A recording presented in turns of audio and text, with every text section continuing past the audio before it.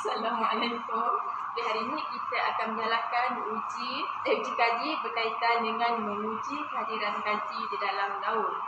Untuk seperti makluman, proses fotosintesis menghasilkan glukosa. Glukosa dihasilkan sebagai makanan. Glukosa disimpan dalam bentuk kanji. Dalam ujian kanji, iodin digunakan. Okey, untuk amali ini kita memerlukan radas seperti perut kaca, tabung didih, rak tabung didih atau tabung uji, larutan iodin, etanol, kosek, jubin putih dan beberapa helai daun, bika, kasa dawai, tungku kaki 3 dan kedua bansel. Okey, mulanya kita kena didihkan air dahulu.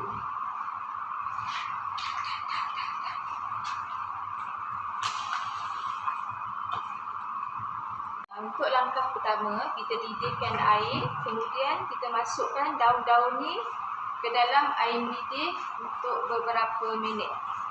Tujuannya adalah untuk memecahkan dinding sel daun dan melembutkan daun.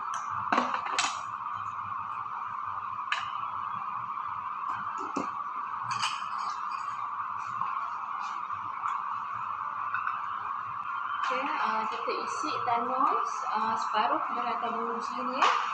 Kemudian kita tutup api hulu bansel dan kita pindahkan daun ni daripada bika air panas ni ke dalam tabung didih ni.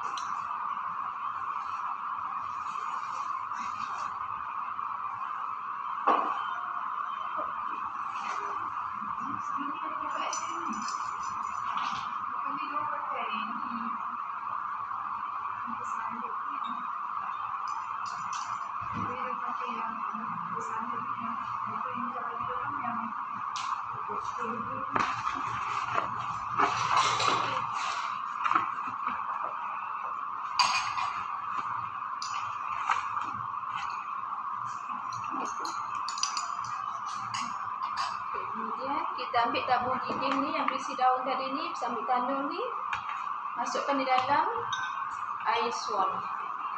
Tujuannya untuk mengeluarkan klorofil daripada daun tu.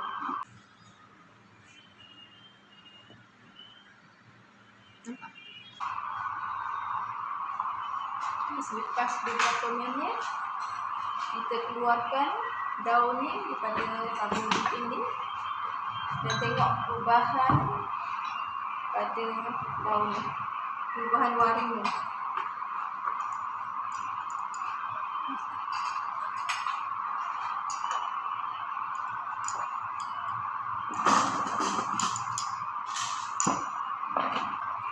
Kita masukkan ke dalam air panas ni untuk melembutkan warna dulu. Perubahan warna daun tadi.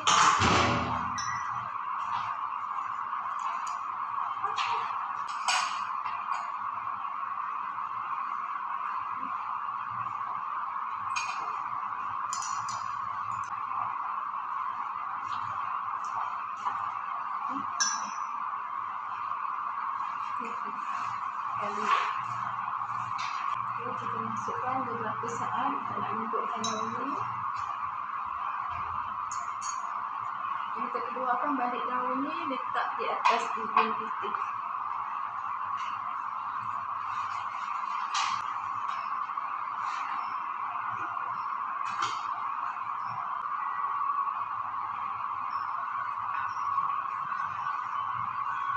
Kita titiskan iodin di atas daun ni.